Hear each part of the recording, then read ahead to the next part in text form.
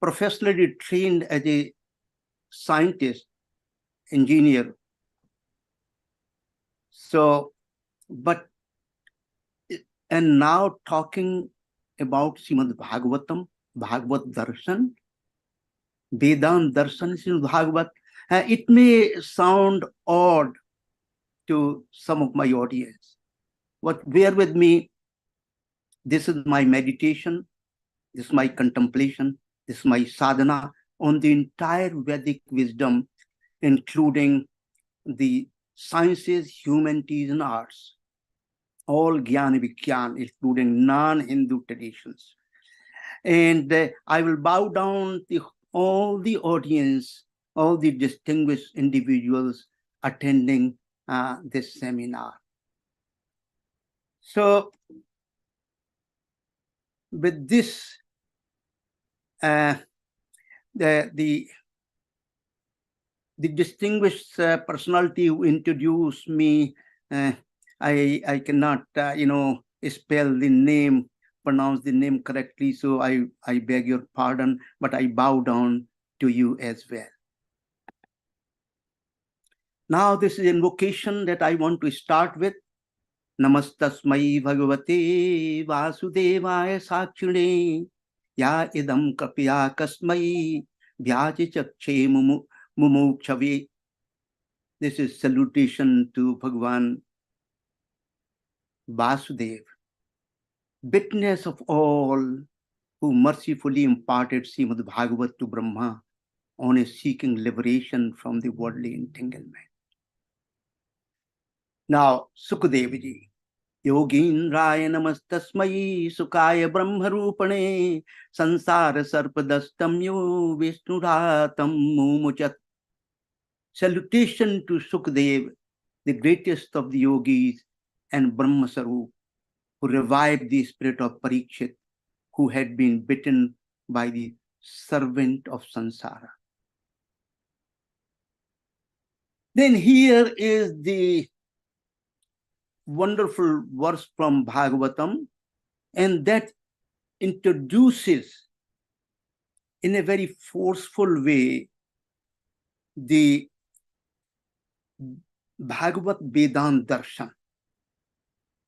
We'll come back to this point, but here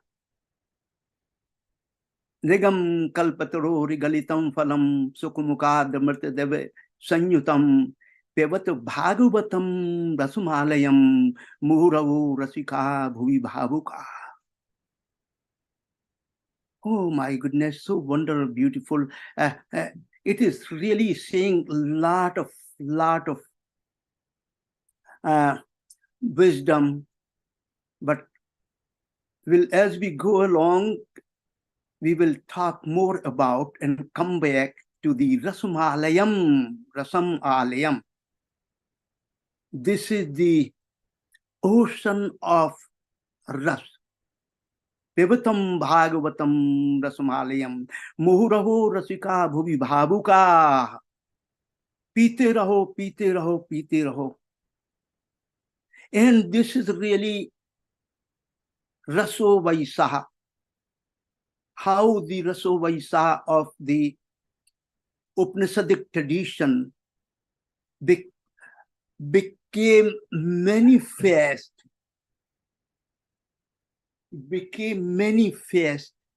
in Srimad Bhagavatam. Let me give you briefly the background behind Srimad Bhagavatam. Some of you may not be familiar with. So very briefly talk about in general, if you look at the Veda thinkers, Vedantic thinkers, writers, they question the authority and merit of Purana's tradition. Unfortunately, they not only question, but they tend to ignore and ridicule the Puranic tradition, especially Bhagavatam. And they value, as they should, the first scriptures, Vedas. Upanishads, Brahmanas, Aranyakyas, Smriti and all that. But Ityas and Puranas also called the fifth Veda. And references are found in the Vedic wisdom that some of these tend to ignore. Atharva Veda, Shatpat Brahman, Gopat Brahman, Taittiriya Aranyak, Brihad Aranyak Upanishad, Chandyoga Upanishad, Vasanehi, Brahmo Upanishad, and many other Puranas, including Bhagavad and Mahabharata, where this is claimed this is the fifth Veda, Puranic tradition. And out of these Puranic tradition, the Bhagavad Mahapuranam is the jewel in the crown. Most talked about, most interpreted, most commented on, and I think it has been the source of Divyadi Bhakti tradition to Krishna from very ancient times. In fact, the Edward will show you later on, Sripad Adiguru Shankaracharya himself making a very unique, wonderful comments and expressions of his inner heart about Srimad Bhagavatam and about Bhagavan Krishna. So this is how Srimad Bhagavatam Prathama Skanda Om Namo Bhagavate Vasudevaya Janmadyasya. I'm not going to dwell on this first verse, except at two important bolder ideas that are spelled out very clearly. Trisargo Mrsa Amrsa Satyam Param Dhimahi. There is no place for anything false. Amrsa, not Mrsa. Very important. So those who try to teach us Jagat Mithya, it is not supported by Srimad Bhagavatam. It is also not supported by the Bhagavad Gita. Asatyam cha apratistam cha jagada hurnisura. Swayam Bhagavan Krishna says in Bhagavad Gita. So this is Amrsa. Jagat is real, not fake or what you call the illusionary. The Satyam Param Dhimahi is a very, very pregnant term, Satyam Param Dhimahi. Ritam and Satyam have appeared starting from Rig Veda. Why these two? I'm not going to dwell at this lecture. Dhimai is another term, Dhi. This is the faculty embedded within the deepest level of Antahakarana, where cognitive emotional aspect do not reach. Just like in Bhuruvav Swatat Savitorvarenyam Bhargo Devas Dhimai Dhyo Yo Na Prachodya. Dhi is that faculty, that way of appearing, that field of appearing the divine wisdom, including the wisdom of the Prakriti, without involving actively the cognitive faculty, man, buddhi, or ahankar, without involvement of these components of antahkarana. Again, this is very important here in the structure of Srimad Bhagavatam.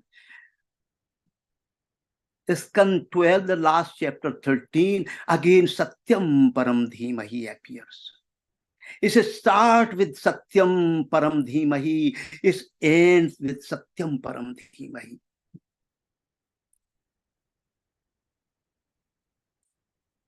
Most of the Puranas, in fact, all Puranas, Matsya Puran, Vishnu Puran, and other Puranas, they have 5 characteristics: creation, recreation, genealogy of the gods, Manu period of time, and histories of dynasties. But Srimad Bhagavad is the only one which has the 10 characteristics, the maximum. Sarg, Visarg, Sthan, Poshan, Uti, Manvantar, Ikshanu-katha, Isanu-katha, Nirodh, Mukti, and Ashray. Creation, creation by Brahma, sustenance, maintenance of creation, grace, field of desires, Manu periods of time, Manvantar, discourse on Ishvara, Isanu Katha, the cosmic delusion, Nirodh, liberation, Mukti or Moksha, and support and foundation of the Brahman and Ashray. Ashray means that from which creation, that's an emanation, not the Abrahamic tradition of creation, is an emanation. And dissolution, pralaya are definitely known to emerge. It's the resort which is called the Supreme Brahman, the Supreme Self, Bhagavad 2.10.7. I'm giving along the proper references so one can go back and look at those.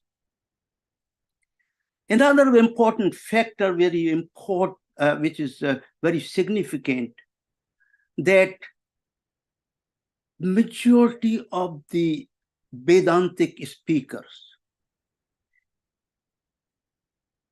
and other speakers of our dharmic traditions, they will try to ignore the idea of avatar, descent or manifestation of the divine personality. It is a particular immanent form of supreme transcendental deity in the phenomenal world, which is ultimately not other than the deity. There are 6 places where the avatars are listed.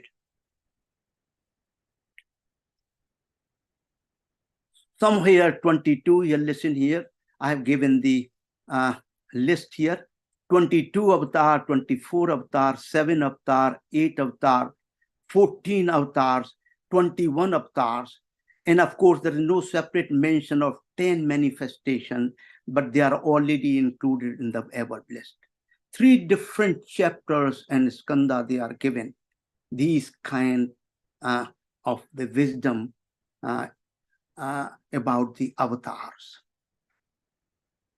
And after listing all these avatars, Sukdev ji tells us Krishna is the Bhagavan Swayam. That's a very pregnant and highly loaded statement. It's a Shruti statement, I call it. Krishna is the Bhagavan Swayam. And Krishna's manifestations are his avatar, Kala avatar, Gun avatar, Ans avatar, Ansad Ans avatar. Actually, the first avatar of Bhagavan Krishna is the cosmos itself. Then Brahmaji, Bhagavan Brahma, Bhagavan Vishnu, and Bhagavan Shiva. I concur this statement and evaluation assessment by Dr. Bhattacharya as the bias concept of incarnation envisaged by the Bhagavad here apparently embraces all expression of Bhagavan immanent and transcendent, sentient, insentient, all integrated by law of divine sport, Leela, into the grand unity of Bhagavan. On the other hand, great narrator Suta Goswami says, just as thousands of streams flow from inexhaustible lake, so from the storehouse of pure being Sattva flow innumerable avatars of Hari. Also, I want to indicate to you I'm kind of, you can call me a crazy. I prefer to use the exact Sanskrit terminology, because much of the Sanskrit terminology through English translation and other translation has been corrupted, polluted, and the Vedic wisdom has suffered a lot because of that. So just that thousands of streams. So it means Ananta avatar, innumerable avatars of Hari. With this introduction, also I want to tell you about, there are 32, more than 32 types of chandas have been incorporated in Srimad Bhagavatam. Some of the chandas are not found in any other Vedic literature. Very unique. Its language is unique. Lot of language is a pre-linguistic grammatical Vedic language in Srimad Bhagavatam. These are the 5 major doctrines of Vedanta darshan in general. Nature of Brahman, that's the ultimate metaphysical reality. Nature of Jiva, individual self in relation to Brahman. Nature of Jagat and its relation to Brahman. Nature of sadhana, means of attaining Brahman, and nature of Parampurusha, supreme goal. Please note here, 3 Shastras, Upanishad, Brahma Sutra, and Bhagavad Gita are called the Prasthantrayam, scriptural trinity. They constitute the final authority in scriptural matters. I consider the Bhagavad the supreme Vedanta Shastra in the tradition of great Gyanis and Bhakta Acharya, Sri Vallabhacharya, Sri Madhvacharya, Sri Chaitanya Mahaprabhu, Brij Rasik Sampradayas and others. Sri Bhagavatam must be included within the folds of Vedanta Shastra. In fact, this is the crowning achievement as Shruti, the ultimate authority of Vedic wisdom. This is, I want to make it clear, I do not have any initiation from any sampradaya. I respect and I bow down to all the acharyas. But I am an independent seeker. Within this characterization of traditional Vedanta, let's look at the Bhagavad Darshan. 2 important things. In this Bhagavad Darshan, we have to understand 2 entities, prominent entities, who the Krishna is in brief, and what the Darshan is based on who the Krishna is.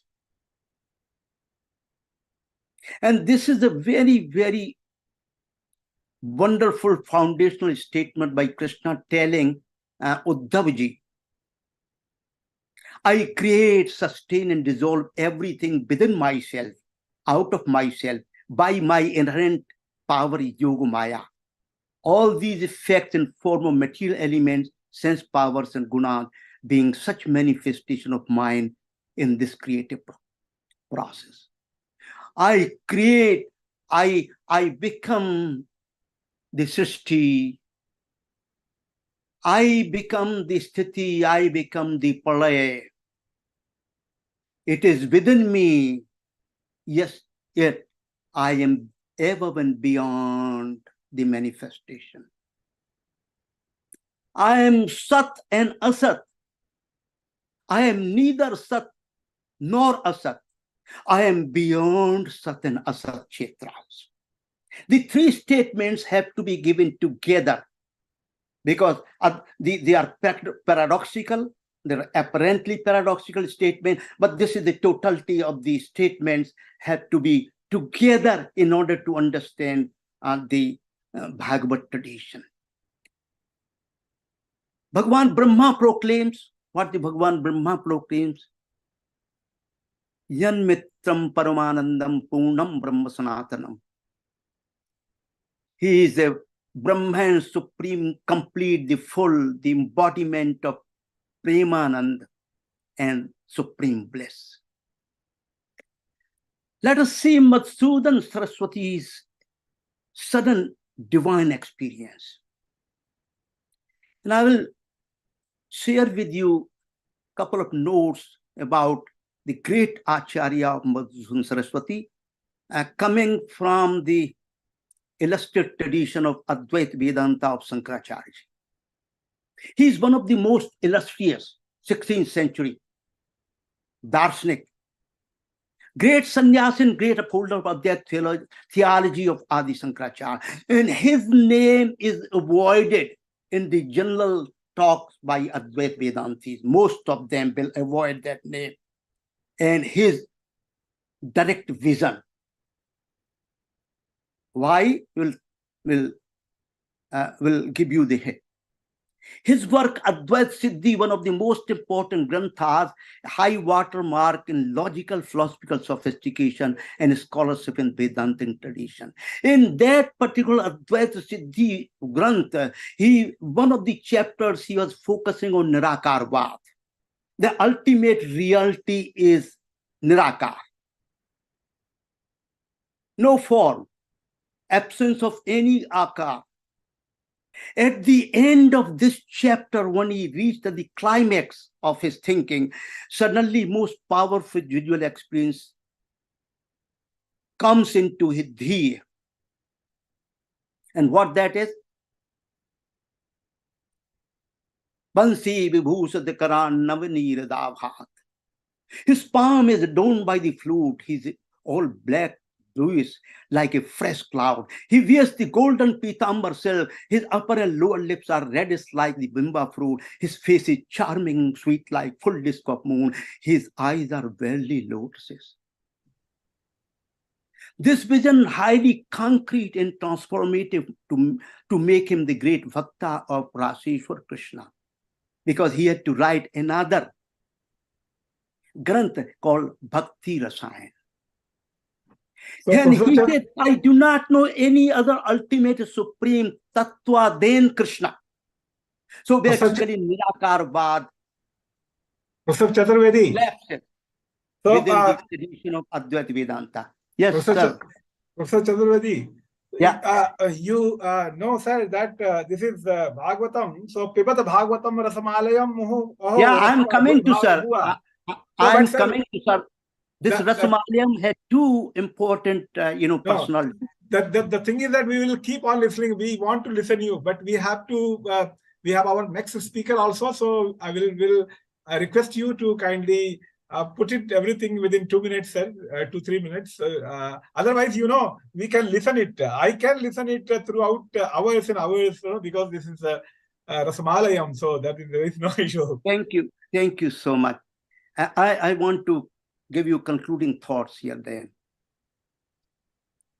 Based on the traditional doctrines of Vedanta, nature of ultimate reality.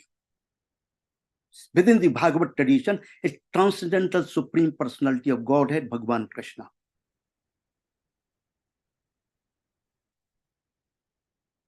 Param Brahman, Param Akshar Brahman, Bhagavan Krishna. Paramatman, Bhagavan Krishna. Parameshwar, Bhagavan Krishna.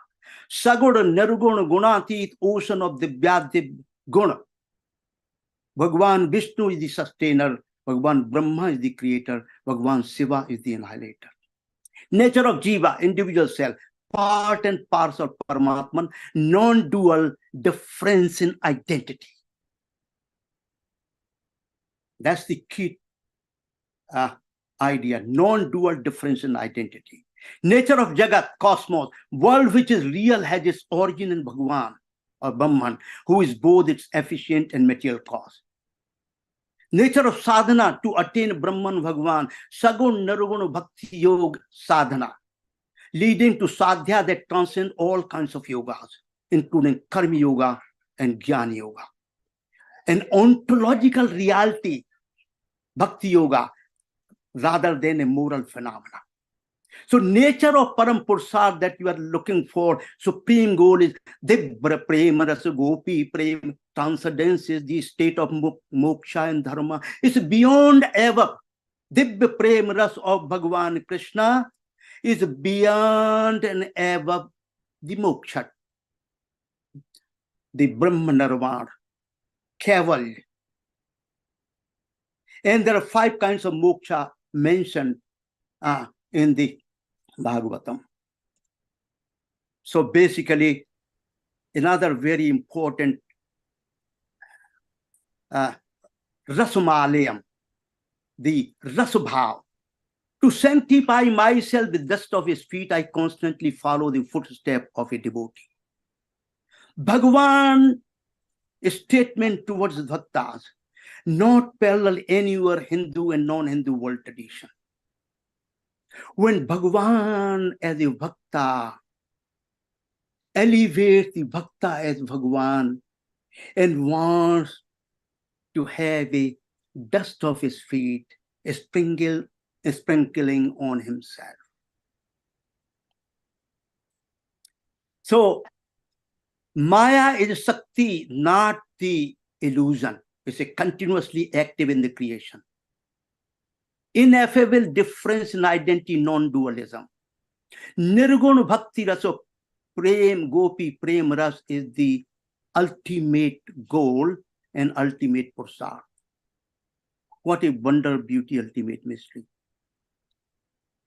Rasomay Bhakti.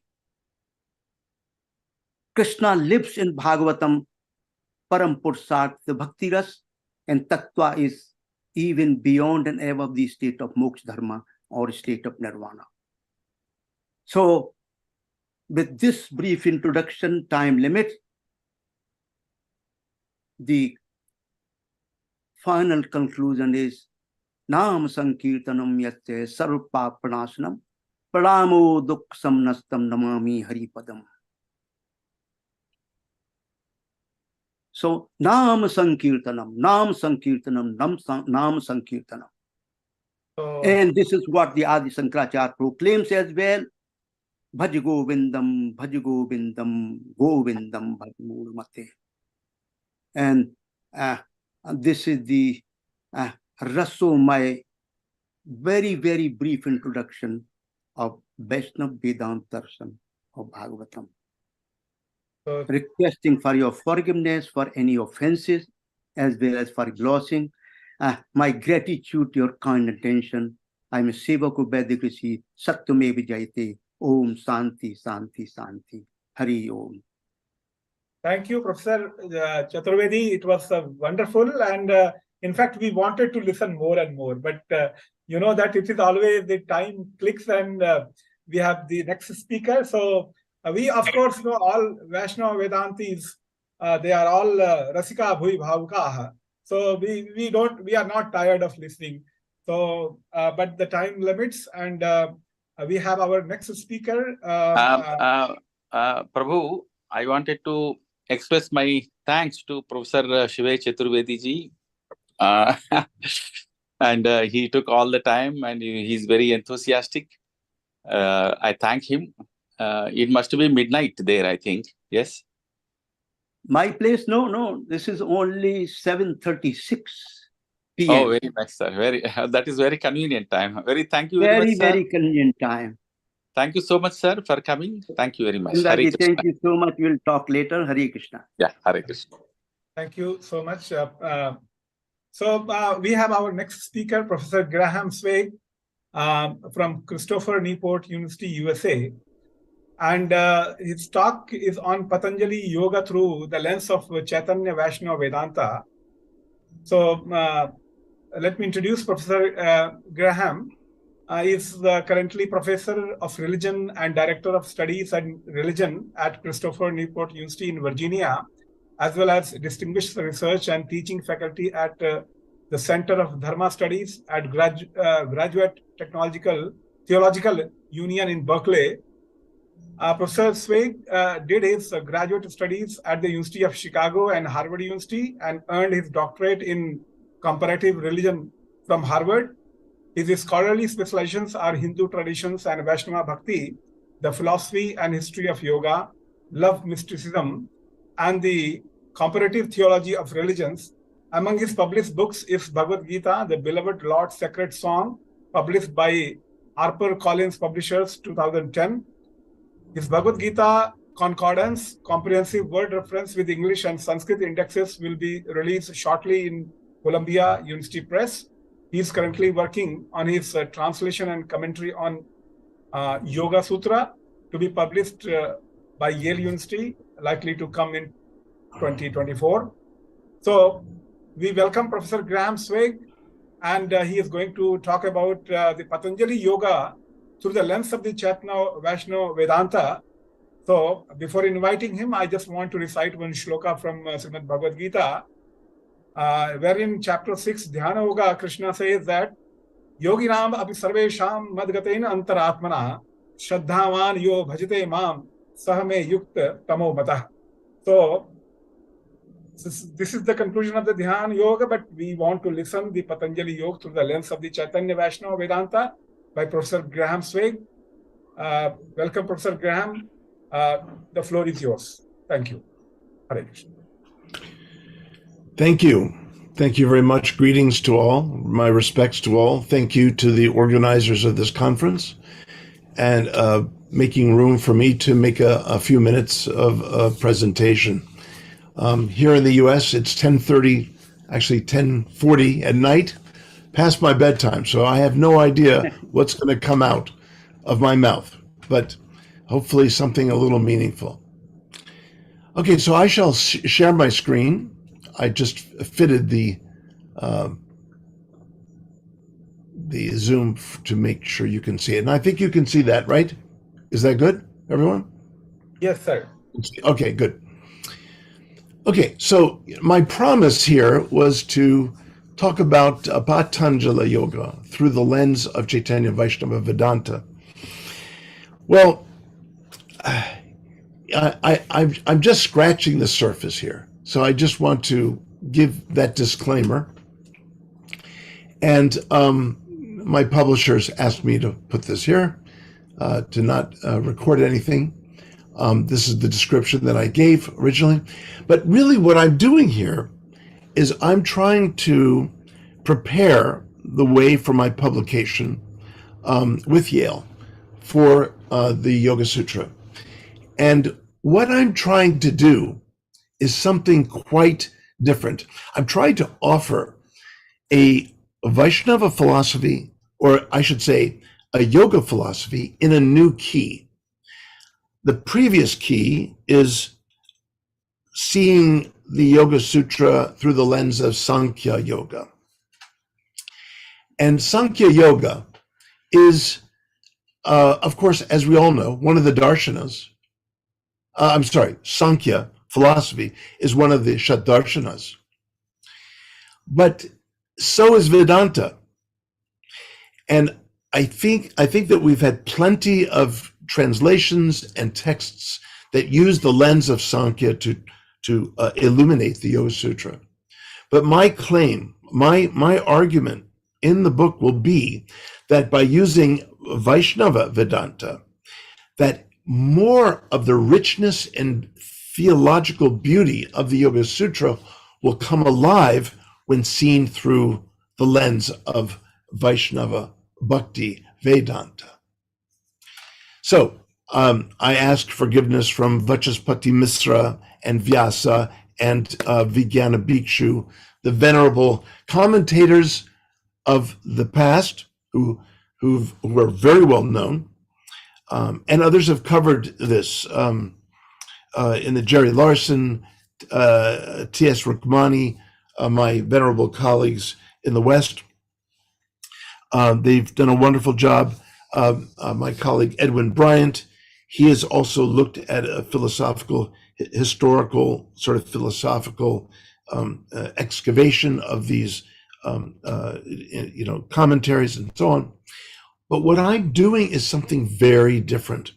I'm wanting to see the Patanjali Yoga Sutra in light of Vedanta. So today, or tonight, or this morning, depending on where you are, I'm wanting to really look at the Yoga Sutra with a different portion of the Shadarshanas, and really specifically Vedanta. Vedanta Sutra. So I'm not really looking at it the way I could, which would take much longer, through Vaishnava, Vedantic texts. To look at the Yoga Sutra through the eyes of the Bhagavata, for example, which I will be doing in the book, but this evening or this morning, I will not be doing that. There isn't the time to do that. But what I thought I would share this evening and this morning is the way that the Vedanta Sutra text itself resonates with similar vocabulary or resonates with certain ideas that are marvelously compatible and illuminating for treating the Yoga Sutra. So, we have, of course, these major theological categories, these irreducible categories. And in Sankhya, of course, we really only have Prakriti and Purusha. And I've always found it amusing that the person who wrote the Sankhya Karika is named Ishwara Krishna, and neither Ishwara nor Krishna are mentioned in the Sankhya Karika. So I find that rather amusing. His namesake is not at all in the very work he produces. And so in a way tonight, maybe not Krishna, Ishwara, Krishna, but Ishwara, yes, we will look at Ishwara, we will look at Purusha and other terms that are so key for Vaishnava Vedanta that appear in the Vedanta Sutra and certainly the rest of Vaishnava Krishna Bhakti theology. So we're missing this category of Ishwara, which is absolutely essential for the Yoga Sutra.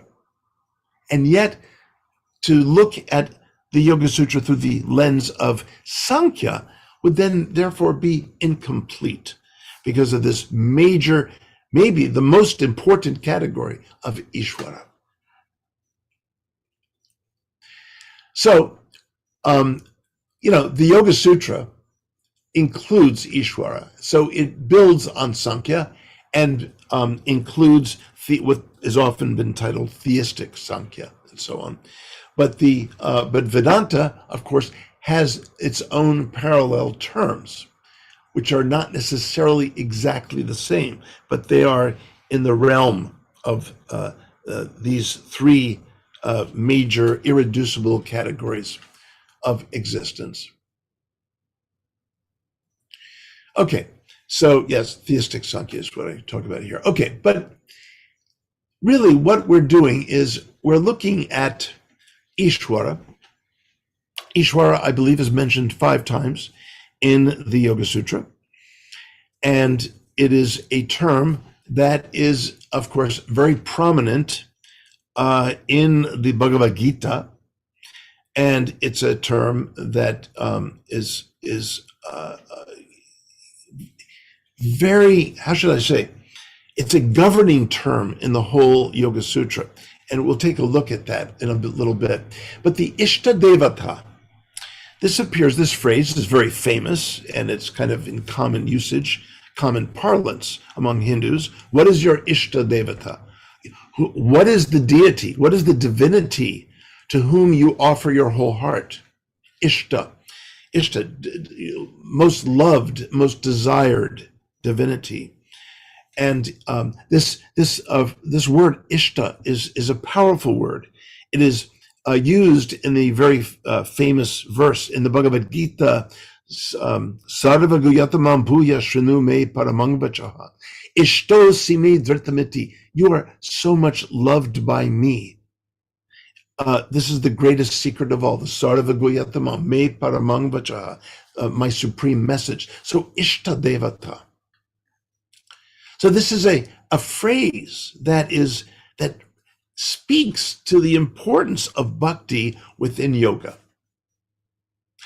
Interestingly enough, Patanjali does not provide any nomenclature of any divinity or deity, but that is left to the individual to search that out.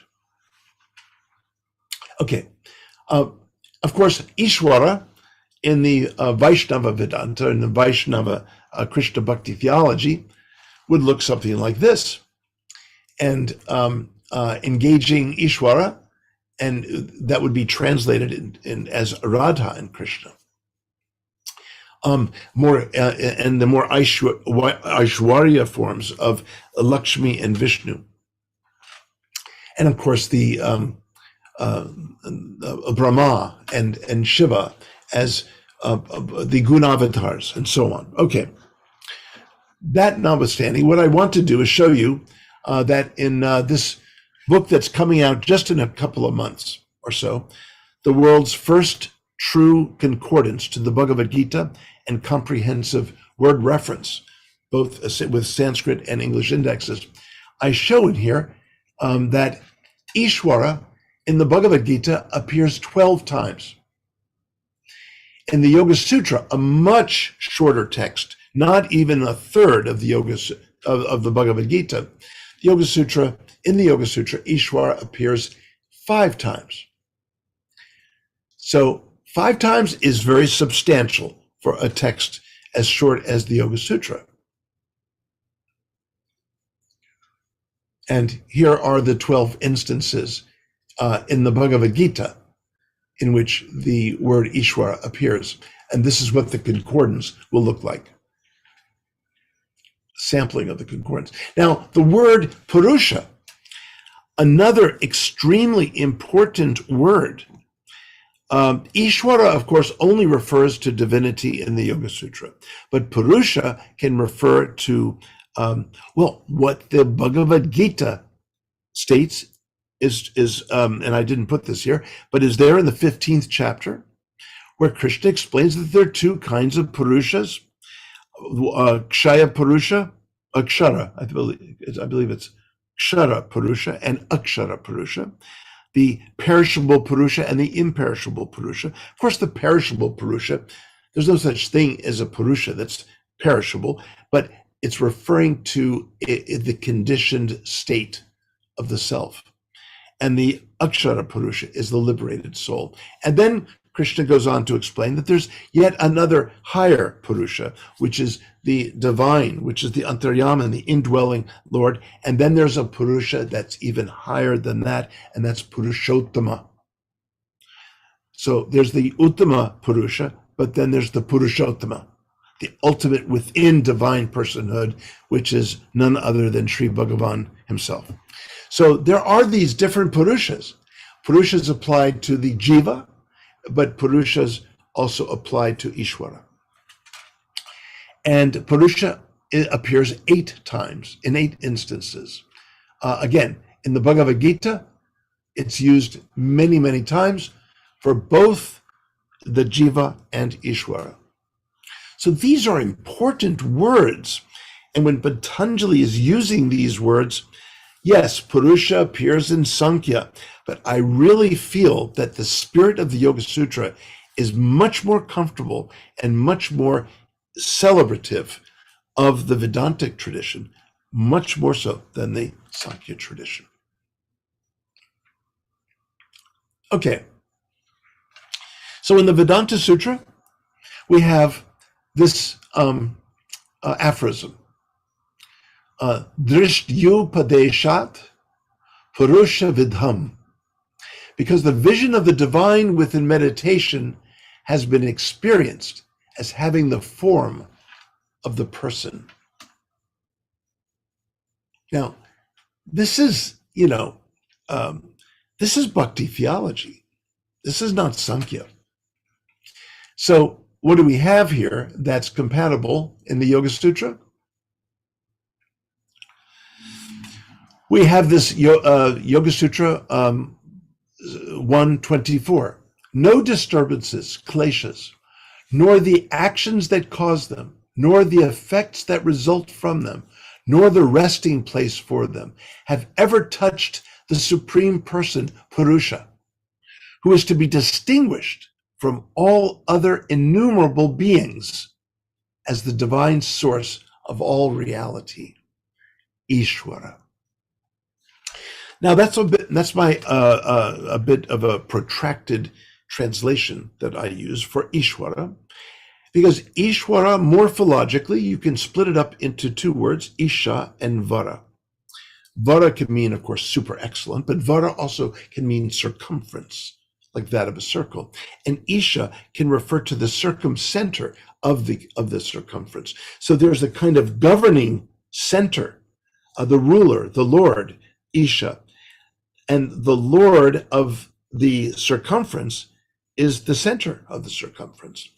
And sorry if I'm waxing Euclidean geometry here, but it's very much symbolic of the core of all reality and the whole of all reality.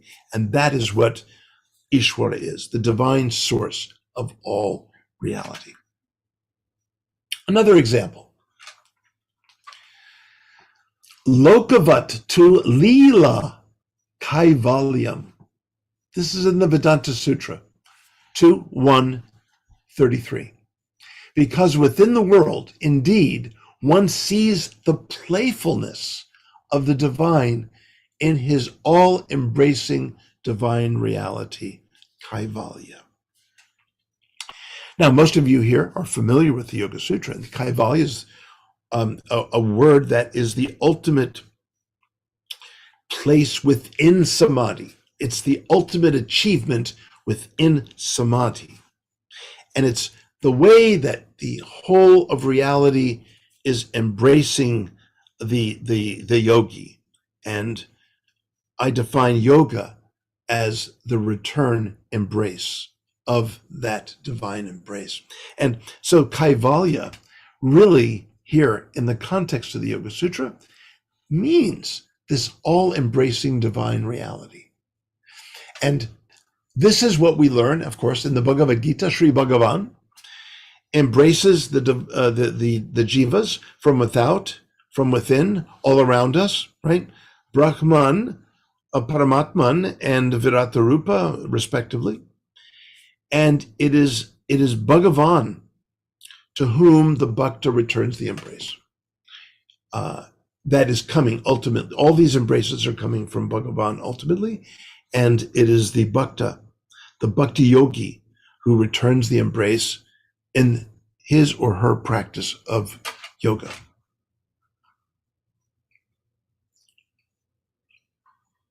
When that misperception of reality is no longer occurring, then conflation of the self with the state of embodiment no longer occurs. Such relinquishment of that conflation, the seer attains the ultimate state of enlightenment, the all-embracing divine reality, Kaivalya. So here, the word Kaivalya is there in the Vedanta Sutra. And it is in many ways reverberating or resonating what Patanjali is stating in the Yoga Sutra as the experience, as the yogi's experience of Kaivalya as presented in the Vedanta Sutra. One more on this. When both the nature of existence, sattva, and the nature of personhood, purusha, are realized as having a purity of being in kind, then one has attained the ultimate state of the all-embracing divine reality, Kaivalya. So these sutra texts of Patanjali are very, very rich, metaphysically, theologically, experientially, and psychologically. And again, how to bring all of those dimensions out in a translation is extremely challenging. The two Atmans have entered the cave of the heart because this is seen, implying that this is seen in various Upanishadic passages. Another passage in the Vedanta Sutra. The abode of the jiva and the individual self, of the jiva, the individual self, is within the heart, hriddhi, within the heart. So in the Yoga Sutra, we have what occurs with the body in its form because of perfected practice, sanyama. When that which is to be embraced with the energy coming from within, and when the eyes with light are no longer coming together, one moves into the interior space within the heart, thus effectively disappearing from the outer world. These are very rich ideas. We don't have time to go into the specifics of each one of these, but Patanjali is extraordinarily deep, and he delivers a powerful teaching. Okay, one more. Hridaye chitta samvit. This is so short and so pithy. Hridaye chitta samvit. From deep within the heart and the energy flowing from it, hridaye. The whole heart, chitta, is fully realized, samvit. Now, ladies and gentlemen, I want to tell you one of my bold moves here in translating the Yoga Sutra. The word chitta is the most frequently occurring word in the whole text. It occurs, of course, in the second famous Bija Sutra text, Yoga Chitta Vritti Narodaha. People translate it as thought, mind, typically, but thought is so easily translated as chinta. A mind is most easily translated as manas, a word that's used, that's found in the Yoga Sutra itself. Chitta is not quite grasped when seen through Sankhya, but seen through the lens of the Bhagavata Lochana. Chitta appears about 80 times throughout the whole Bhagavata text. Out of those 80 appearances, 40 times more or less can be translated as thought or mind. It can be synonymic in its translation, but the other 40 times could not be translated with any other word other than heart. You'd have to. I mean, you look at the context. Prakaranam. It's heart, and I will be listing all 40 of those passages in which the word chitta must be translated as heart. Now, in terms of the Sanskrit lexicon, that is a valid translation of chitta. It's one of the several translations that can be imputed to chitta, no problem, heart. But notice my phrase, the whole heart. And the reason I use the phrase, the whole heart, which I've explained in other conference presentations, is because the Upanishads explain that there is a macro level of the heart, a meso level and a micro level. And these things I'm going to get into because the Upanishads explain that the macro level, for example, is that the city of Brahman is within the heart. Divinity resides within the heart. That's the micro level. The meso level is the pure heart and the conditioned heart combined. So, and what I've discovered also is that hrid and hridaya, which we all take for granted, means heart. Hrid means heart and hridaya means heart. But actually, when you add the aya to hrid, you're really saying the flow of the heart and its flow, the flow of energy coming from the heart. As in pratyaya, we'll see pratyaya in a minute. So the ebb and flow of awareness. Aya means flow, as all of you know. So recently, I've come to not take for granted the word hridaya. It's something more than hrid. Okay, to finish on time, I'm going to speed up a little bit here. And the divine becomes manifest by repeated practice in meditation. I'll simply show you these quickly. The term abhyasa, talking about repeated practice and characterizing one's constant reaching. Abhyasa is there. The sounding forth of the sacred utterance. Pranava, this of course is contemplated repeatedly as japa.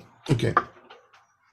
So again, resonating with the Vedanta Sutra, Patanjali is delivering here.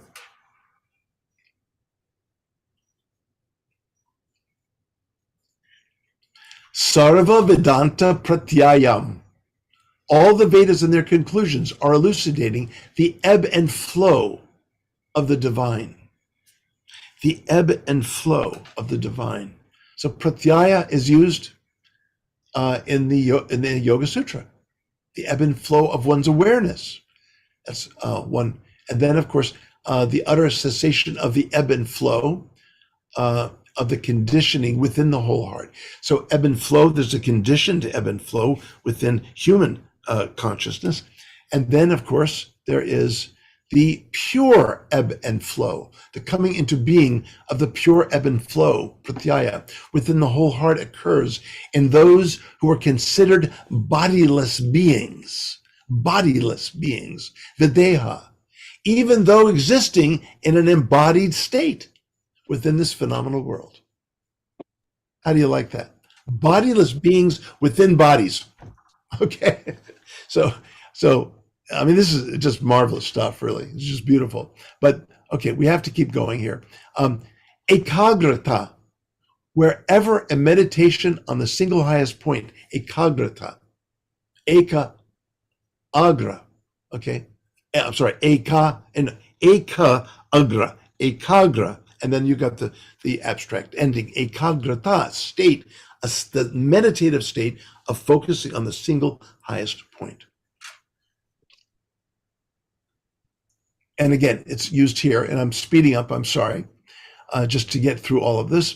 The ebb and flow of one's meditation, then one's realization within the whole heart of the single highest point of reality. So again, we've got ekagrata. Divinity as both the source and totality of all that exists has undergone a transformation. Chittasyakagrata parinamaha. Beautiful, beautiful stuff, okay? So, again, I'm gonna, in the interest of time, we're gonna keep moving here, okay? Being near to the divine, upastite tas tad vachanat. Upastite, that's the key word, upastita, this nearness, this moving near, therefore is on account of statements found in sacred writings. Okay, so this coming close together with the divine, this coming close together, this close coming together of the divine is known in Patanjali as samapatti, mistakenly thought as synonymous with samadhi. No, samadhi is the self that gives itself completely over to the object of meditation. But samapatti is that, yes, but it's also the object of meditation giving itself over to the meditator. And that... Professor Graham, so it's really, I mean, it's all lucid to listen to, because it's lucid to listen Patanjali Sutra in this way. But I would request you to wind up within 1 minute, under 1 minute, so that we can... Yes. Okay. Yes, that will give me a full half hour. That's fine. Okay, so basically what we have here is a special kind of grace, anugraha. And this is clearly implied in grahitra grahana grahya. Listen, we can all hear the verb root gra. And naturally, the yogi embraces the object of meditation. The embracing is there, and then the grahya, that which is to be embraced. Well, anugraha, which is the word used for grace, means that which follows the embrace of the yogi. And that's the being anointed by divine grace. So this is very beautiful stuff. Basically, what I want to leave you with is the Achintya Beda Beda Tattva of the Chaitanya Vaishnava school, which I translate here as inconceivable is the infinitely divisible and infinitely indivisible manifestations of reality. Experientially, this can be, expressed as inconceivable is infinite otherness from ourselves, and yet and infinite non-otherness, the oneness in the experience of divine reality. And then I'll just leave you with this. Given the nature of existence, the nature of personhood, Purusha, and the distinctive otherness perceived in them, as they exist in the total measure of reality, one realizes that all beings belong to the ultimate governing power of the divine, and all beings are known by the divine indeed. Thank you. Thank you, Professor Graham. I have a question here. Can I hear? Yes, please go ahead. Yeah, Professor Graham, this was wonderful and really very insightful. My query is related to the concept of like in samadhi, there are some pragya samadhi, some pragya samadhi, and there are various types. So, but in Bhagavatam, we talk about the supreme personality of Godhead Krishna with supremely beautiful features. So, how do we correlate with that? Because in the Yoga Sutra, that explanation is not there. And second is whether the comment, the Patanjali is a devotee or a yogi. Second question. Yes. Okay, I know time is short. What you just quoted a term that I believe comes from Vyasa or one of the commentators, but it does not come from Patanjali. You talked about sampragyata samadhi, but there's no such thing as asampragyata samadhi. It is not anywhere there. Patanjali says around aphorism 19 or so in the Samadhi Pada, he says the other state, anya, the other state beyond sampragyata. So many commentators have assumed that's asampragyata, but it's not. The other state beyond sampragyata is Ishvara Pranidhana. So, okay, I think this is a very, it's a really enlightening and more so because as Professor Graham told us that in Bhagavad Gita, Ishvara comes 12 times. And in Patanjali Sutra, which is 1/3 of Bhagavad Gita text, Ishvara comes 5 times. So this is a new reason for us to purchase and read the Patanjali Yoga Sutra. So this is Ishvara explanation, Bhagavad explanation. So it's nice. It's a new view to us as devotees. And that is the precisely question of the Prem Kishore Prabhu. So with that, I will thank Professor Graham for giving such a wonderful insight of the Patanjali Yoga Sutra through the lens of the Vaishnava Vedanta school. So with that, we thank once again to him, and we will move on to the next speaker. I think we are going quite in time. So our next speaker is Professor Gopal K. Gupta. So Professor Gopal K. Gupta, his talk is on canon and charisma in Gaudiya Vaishnava Vedanta. And Professor Gupta is a Vaishnava philosopher and Joy Dunham Distinguished Professor of Ethics at Aurora University. Previously, he was a professor of philosophy and religion at the University of Evansville. Professor Gupta is the editor-in-chief of Journal of Hindu-Christian Studies.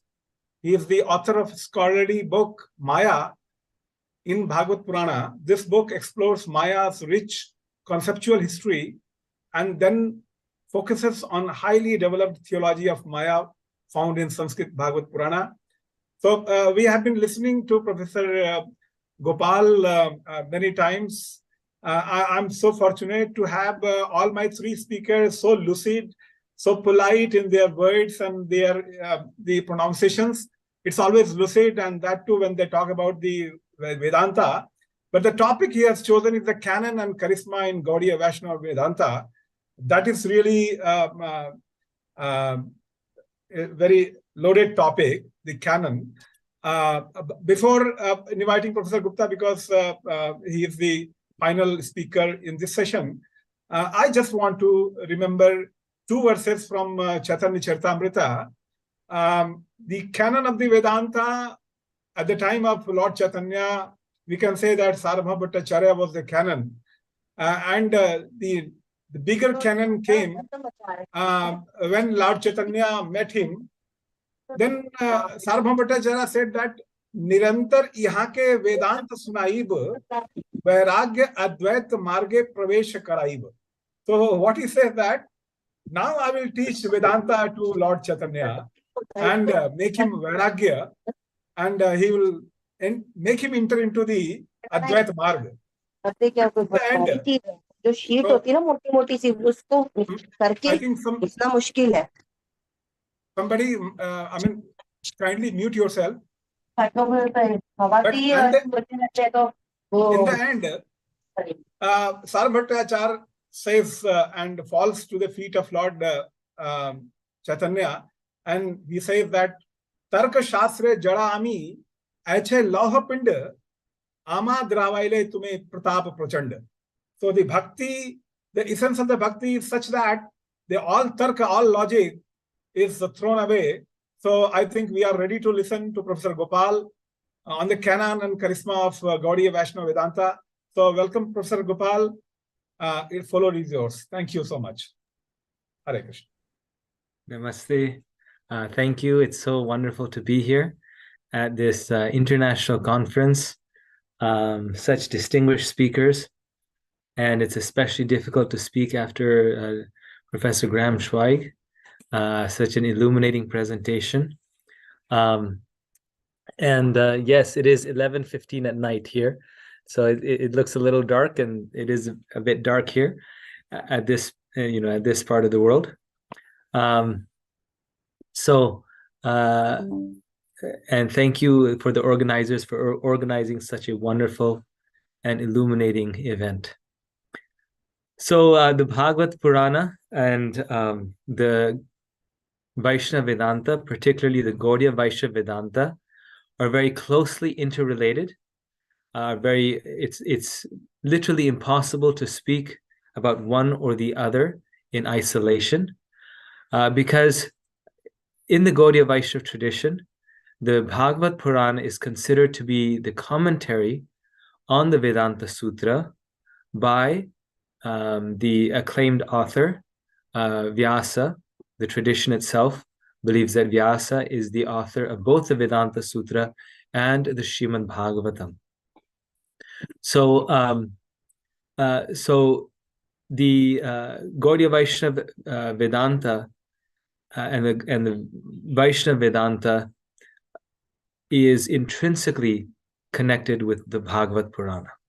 So therefore, the Bhagavad Purana is considered to be a Vedantic text and also a Sankhya text. It combines both Sankhya and Vedanta, and it intertwines it in its discussion. And it's this, you could say, embrace of the Bhagavad Purana that adds charisma to the canon. Now, in the Gaudiya Vaishnava history, one of the teachers, scholars of Gaudiya Vaishnavism, Baladev Vidyabhushan, did write a commentary on the Vedanta Sutra, which is known as the Govinda Bhashya. And this commentary, the Govinda Bhashya, is very extensive, actually. If you, just in terms of the size, if you put it next to other commentaries on the Vedanta Sutra by Madhvacharya, Ramanujacharya, it's quite extensive, very elaborate. And this commentary was written in the late 15th, 16th centuries in response to the challenge that was posed by the Ramanandis against the Gaudiya Vaishnava tradition that, look, you don't have a commentary on the Vedanta Sutra. And therefore, because you don't have a commentary on the Vedanta Sutra, we don't accept you as a genuine Vedantic school of thought, Vedantic tradition. So Baladev Vidyabhushan thought deeply over this. He consulted his own teachers, his guides, and he was trained in the Madhva Sampradaya before sort of joining Sri Chaitanya Mahaprabhu's movement. And Chaitanya Mahaprabhu, is the founder of the Gaudiya Vaishnava movement. He belonged to the Madhva Sampradaya. Being trained in that very strict discipline of Vedanta, he thought, well, if we don't have a commentary, then I myself will write a commentary. And as tradition tells us, within 7 days, he writes an entire commentary on the Vedanta Sutra, and that becomes the Govinda Bhashya, the commentary which is celebrated today as the Chaitanya Vaishnava commentary on the Vedanta Sutra. While that commentary is there, and a very elaborate and impressive commentary, still the Bhagavat remains the central commentary for the Gaudiya Vaishnava tradition. And the Bhagavad Purana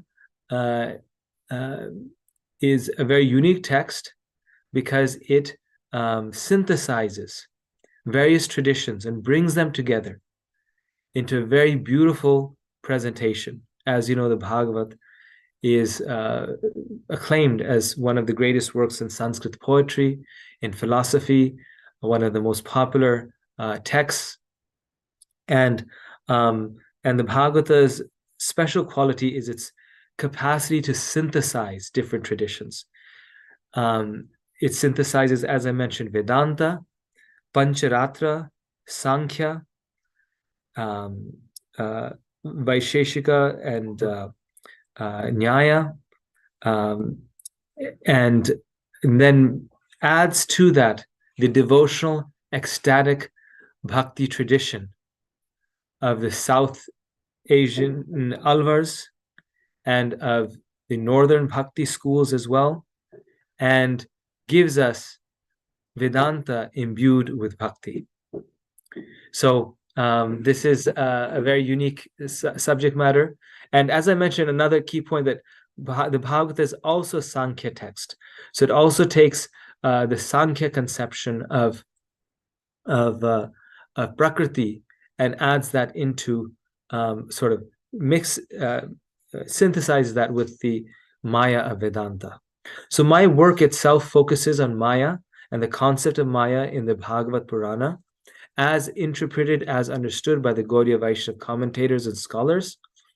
I have a book published on this topic, Maya in the Bhagavad Purana, Human Suffering and Divine Play, that's been published by Oxford University Press, USA, and Oxford University Press, India. Please feel free to get your copy on Amazon India. It's available. And so I will now read a short paper that I prepared for today that focuses, given this introduction, focuses on the Vedanta found in the Bhagavad Purana, which, when systematized, is the Vedanta of the Gaudiya Vaishnava tradition. Gaudiya Vedanta is essentially the Bhagavad Purana's Vedanta systematized. So this is what we will try to do here. So here I begin. Many scholars agree that the Bhagavad Purana is an unambiguous Vaishnava text, meaning that it is clearly a personalist, monotheistic work. As such, the Bhagavata's primary aim is to convey knowledge about the following subjects. 1. The nature of Krishna, the fundamental name for the Bhagavata's supreme being. 2. The nature of the Purushas, or the Jivatmas, the individual selves that are eternal infinitesimal emanations from that supreme being. And 3. The nature of both the temporal and the absolute realms, along with their subdivisions in which the various categories of living beings reside. So the Bhagavata talks about the traditional 3 categories of Vedanta, which is Ishvara, or Prakriti, and Jiva. Within the framework of these 3 features of ultimate reality, Gaudiya Vaishnava commentators have noted that the Bhagavata is concerned with 3 additional categories of understanding. And these are very important. These are very apparent and relevant throughout the work. The first is Sambandha, the relationship between Krishna and the individual selves. The second is Abhidhaya, the activity pertaining to that relationship. And the third is Prayojana, the fruit or object of such activity. In his essay, the Bhagavata, so Sambandha, Abhidhaya, and Prayojana, in relationship with Vedanta and Bhakti. In his essay, the Bhagavata, its philosophy, its ethics, and its theology, Bhaktivinoda Thakur, who lived from 1838 to 1914, a prominent 19th century Gaudiya Vaishnava author, describes Krishna as a supreme absolute person, Krishna's absolute realm as an eternal transformation of Maya acting internally, the phenomenal realm as a temporary product of Maya acting externally, and the individual selves, the Purushas, as marginal in the sense that they have minute independence, freedom of will, and the capacity to choose. In other words, Krishna's eternal infinitesimal emanations are considered marginal because they can choose to reside in either the absolute realm, where they can pursue loving devotion to Krishna, or the temporal realm of birth and death, where they can pursue their own ends, what Bhaktivinoda calls active hostility. This brings us back to our discussion of Sambandha, relationship, Abhidhaya, activity, and Prayojana, or the fruit. Since it is said that the way we approach Krishna, the type of relationship we establish with God, leads to different type of activity, Abhidhaya, which in turn leads to a different type of fruit or end, Prayojana. Here we are concerned with the pursuit of our own ends on the one hand, and the loving service bhakti on the other. The absolute realm that is said to be a transformation of Yoga Maya, Krishna's internal energy, meaning the realm in which Krishna personally resides, along with his loving associates, those souls that want to live in full knowledge and remembrance of Krishna, Sambandha, that have chosen loving devotional service bhakti as the means, Abhidhaya, and that have found complete fulfillment and ultimate joy in wholly and unconditionally dedicating themselves to Krishna's happiness, Prayojana. However, before journeying into that divine realm, we must first develop a more nuanced understanding of the term bhakti as we find it in the Bhagavad Purana. In Viraha Bhakti, Freedom Hardy points that the Bhagavata presents two distinct forms of bhakti: a normative bhakti, which is quiet contemplation, and an emotional bhakti, an intense form of bhakti directed toward Krishna. In Hardy's view, while the normative form is found in the Bhagavad Gita and the Mahabharata, the Bhagavata's emotional form is not found in this work. While this understanding of the Gita's presentation of bhakti seems largely correct, there are nonetheless a small number of Gita verses that hint at something more than mere quiet contemplation. So the observation is that the Bhagavata takes the bhakti of the Gita, which is more argued to be quiet contemplation, and adds another dimension to it, which is in terms of ecstatic devotion, ecstatic bhakti. Within many Gaudiya Vaishnava traditions, there's the understanding that because God is absolute, he is fully present in his descriptions of his names, forms, qualities, activities, and words. Thus it is said that whenever sincere bhakti practitioners gather together to recite, discuss, and exchange ideas, Krishna becomes directly manifest. Quickening feelings of ecstatic love accompanied by shivering of the body, flows of tears from the eyes, and other such symptoms. In the Gita's 10th chapter, Krishna appears to describe just such bhaktas, declaring that their thoughts dwell in him, that their lives are completely dedicated to him, and that they derive great satisfaction and bliss, tushyanti cha ramanti cha, by always speaking of him and exchanging realizations about him. So,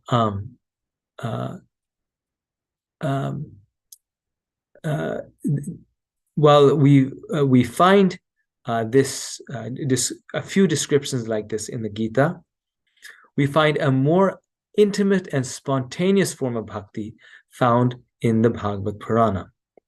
Perhaps it is the placement of the word quiet before the word contemplation in Hardy's description that seems somewhat delimiting. In chapter 28 of the Bhagavata's third book, Kapila Dev offers a more detailed description of the same yoga process that is briefly described by Krishna in the Gita's 6th chapter. At the end of this description, in verse 24, Kapila Dev notes that the yogi who properly follows the meditative path gradually develops pure love, bhava, for Hari and Krishna, Hari or Krishna, from which arises a melting of the heart and a joy so extreme that while meditating, one's hairs stand on end and tears of love constantly flow from one's eyes. A contemplative state that sounds anything but quiet. Regardless of what one may think of Hardy's normative/emotional division, which certainly has his discursive merits, a brief exploration of what the Bhagavad itself has to say about the levels and types of bhakti will likely garner tremendous reward. So with this understanding of bhakti, I now want to turn more to the idea of Vedanta in the Bhagavad Purana.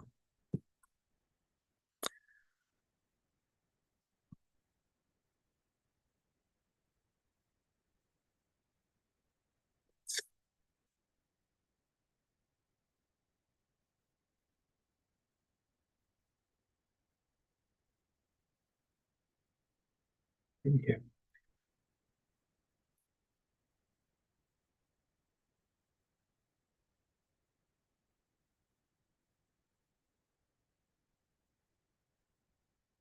In his English translation of the Chaitanya Charitamrita, a 16th century hagiography of the life and teachings of Chaitanya,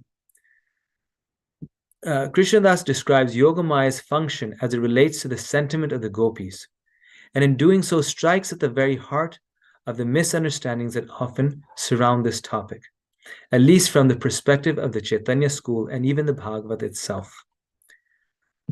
Quote,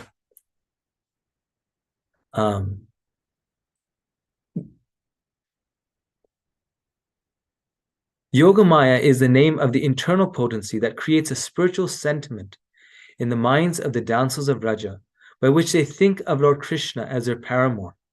This sentiment is never to be compared to mundane illicit love. It has nothing to do with sexual psychology, although the pure love of such devotees seems to be sexual. One should know for certain that nothing can exist in this cosmic manifestation that has no real counterpart in the spiritual field. All material manifestations are emanations of the transcendence. The erotic principles of amorous love reflected in mixed material values are perverted reflections of the reality of spirit. But one cannot understand the reality unless one is sufficiently educated in the spiritual science. This quote contains two key Bhagavata notions that will be further discussed below. One, the notion of the absolute realm as the object and the temporal realm as a reflection. And two, the notion of love as opposed to lust.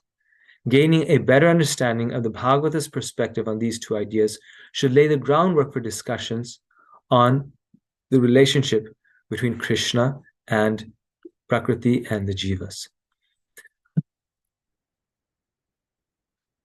The Bhagavata several times employs the metaphor of reflection or abhasa to illustrate the relation and the distinction between the absolute and temporal realms, with the former being the object and the latter being the reflection. Here we intend to revisit this metaphor, but in far greater detail and with a particular aim in mind. The Oxford Living Dictionary defines a reflection as an image seen in a mirror or shiny surface. In terms of the discussion at hand, we focus on one particular image. Imagine a small lake on a clear, sunny, cloudless day, without a trace of wind to be found. Imagine that just on the shore of the lake stands a banyan tree, with its root system exposed above ground. Looking into the lake, on such a day, one finds an almost perfect reflection of that tree. So please note that this metaphor of the reflected tree is found both in the Bhagavad Gita and in the Bhagavad Purana, in the third book, in the third canto of the Srimad Bhagavatam. Showing sort of the continuity between these two texts, how the Gita and the Bhagavata both serve as the Vedantic basis of the Gaudiya tradition. Looking into the lake on such a day, one finds an almost perfect reflection of that tree, a temporary manifestation that will endure only so long as the sun continues to remain in a particular position in the sky. And this is the metaphor of the upside-down tree. But there's a peculiarity about this image, which is here important to note. Looking toward the tree and its image from the opposite shore, we can see that the reflected tree is inverted, meaning that the very top of the shore tree appears as the reflected tree's very bottom, and the very bottom of the shore tree appears as the reflected tree's very top. In other words, from the top to the bottom and everything in between, the reflected tree is a reverse image of the shore tree. This phenomena is used analogically by Gaudiya Vaishnava commentators to help us understand the relation between the absolute and the temporal realms, much as did Plato's comparison of objects and their shadows. Here, three things are important to note. The first thing is that all forms in the reflection, the roots, trunk, branches, twigs, perhaps a couple of birds sitting in the tree, did not just arise from nothing. Everything in the reflected tree is there because and only because it is there in the shore tree. The shore tree being, in every meaningful way, the basis of the reflected tree. Again, the reflected tree did not just appear from nothing, nor could it obtain with nothing as its basis. So a very important point here that I want to emphasize is that both Advaita Vedanta and the Bhagavad Purana and Gaudiya Vaishnava Vedanta use the same metaphor of the reflected tree, the abhasa, to establish their principles of Vedanta. Shankara uses that metaphor to establish his philosophy of Anirvachaniya, that the reflection neither exists nor does it not exist.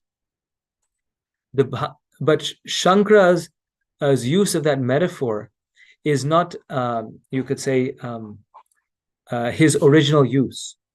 The metaphor of abhasa has been used in the Upanishads, in the epics, the Mahabharata, the Bhagavad Gita, long before Shankara.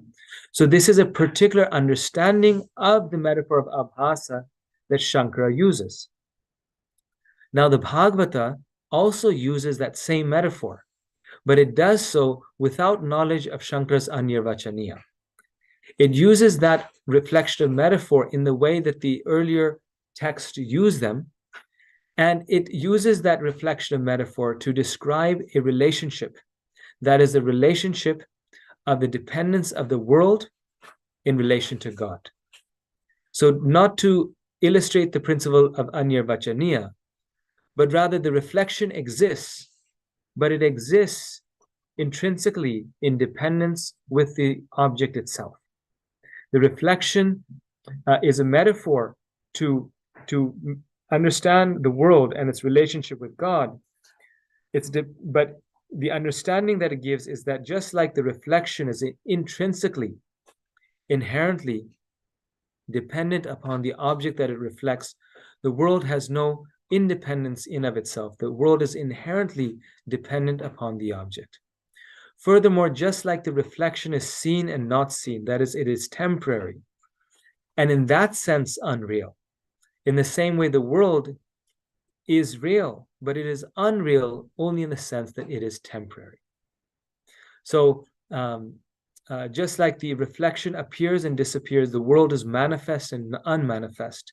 It is created and destroyed. But just because it is created and destroyed doesn't mean that it is unreal, but rather it means that its existence is inherently temporary and unreal in the sense that it is temporary. A knowledgeable person seeing only the reflected tree would logically assume the existence of the sure tree.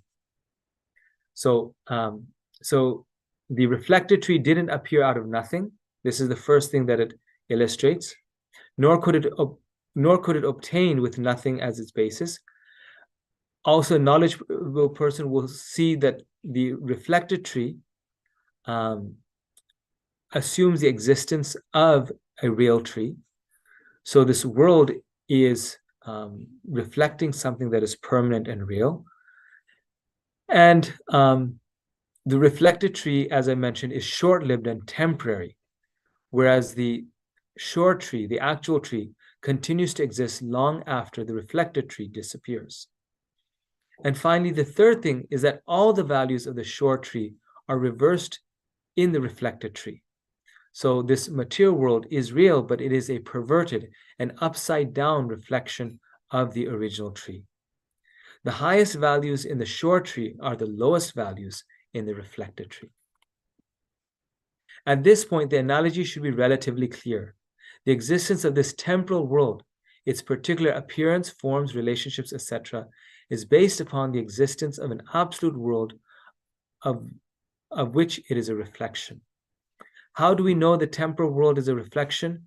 Because of its temporary nature. How do we know its basis on a more permanent reality?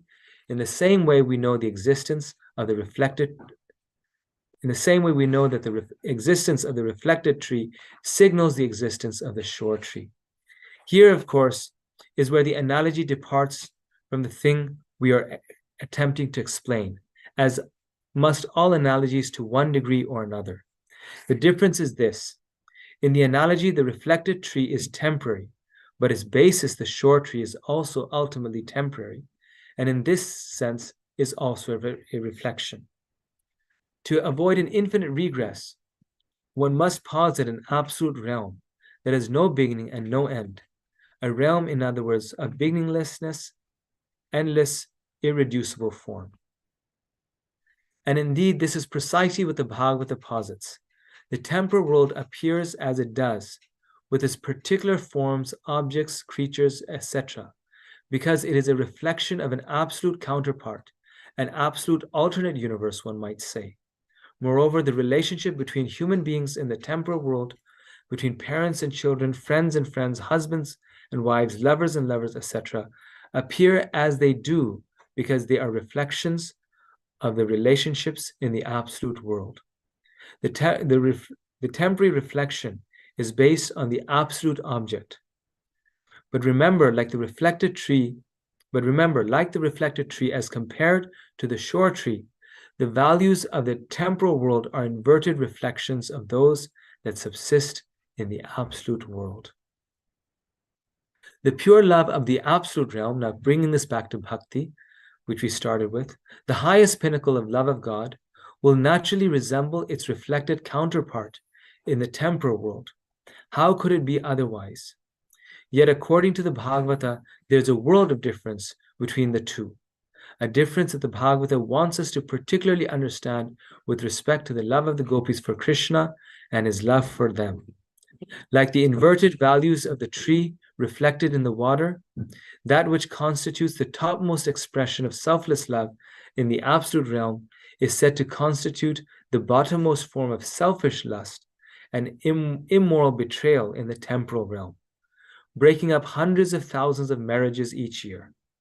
This brings us to the second notion mentioned at the beginning of what I was talking about, the need to draw a distinction between the love of the absolute realm, which in its highest expression can superficially appear like lust, and the lust of the temporal realm, which is often misleading and identified as love.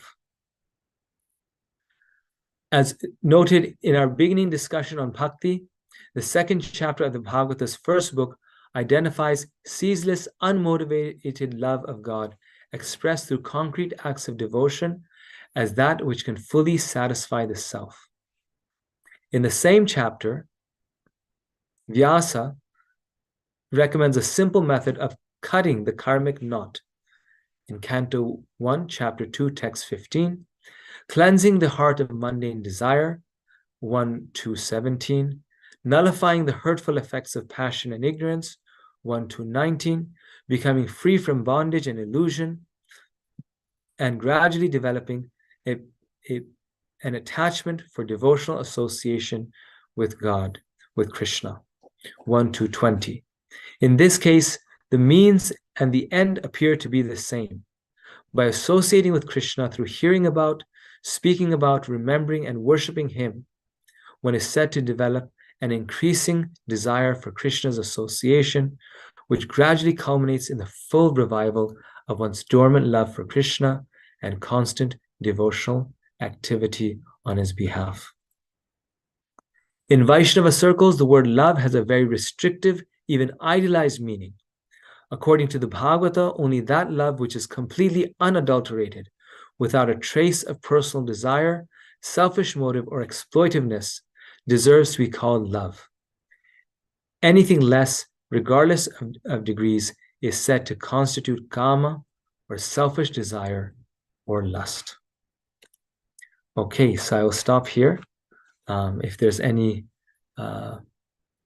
further comment or question, we can discuss that. Thank you. So, thank you.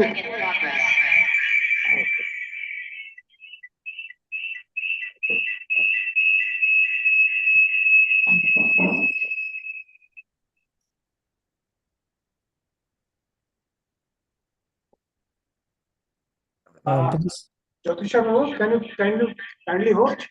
Okay. So there is some technical issue probably from Vigyan Shastra Prabhu's side. So first of all, thank you very much, Gopalari Prabhu.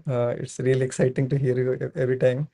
So we're really pleased. Your reflections on Gaudiya Vaishnava canon, it's really enlightening. Maybe we'll sometime, if time permits, please spare more time. Can say a few more words with us on some later occasion. So any questions?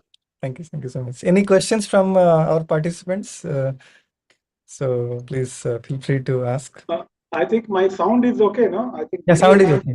Sound is okay. Okay, so I thank all the speakers. It was very lucid, and it was a calm time also before the sun rises on the top here. So it was a very good talk. And if any questions are there from the audience, then we can take those questions, including from Professor Chaturvedi, Professor Graham, Professor Gopal. So any questions from audience before we begin with the physical conclave? So I think there is no this thing, and it's very intricate, no intimate things, no, that cannot come so easily. So it's a very great topics discussed today morning. So thank you so much. I am not visible. My camera is not getting on. So I thank all my speakers for sparing their time and giving us such a wonderful insight. Professor Chaturvedi, he talked about the irony of the translation of the Sanskrit literatures in English, and that has created a lot of problem. He emphasized on that aspect. And Professor Graham, he highlighted the Ishvara in Patanjali Yoga Sutra. So that is the important thing. And Professor Gopal, we listened to him so nicely. So with that, we thank all our speakers, and our mementos are there in our heart, and virtually we can, if we can offer them the mementos virtually, we can do it. So thank you so much, all the speakers and all the audience. And that's the end from this session, morning session. And special thanks, the bright zone on Earth. And now India is capable of looking at the dark zone on Moon. but we do see the bright zone on earth, and especially the so great speakers from the other part of the world. So thank you so much. Thank you so much. Hare Krishna. Thank you so much. Hare Krishna. Hare Krishna, sir. Hare Krishna. Hari Bol. Recording stopped.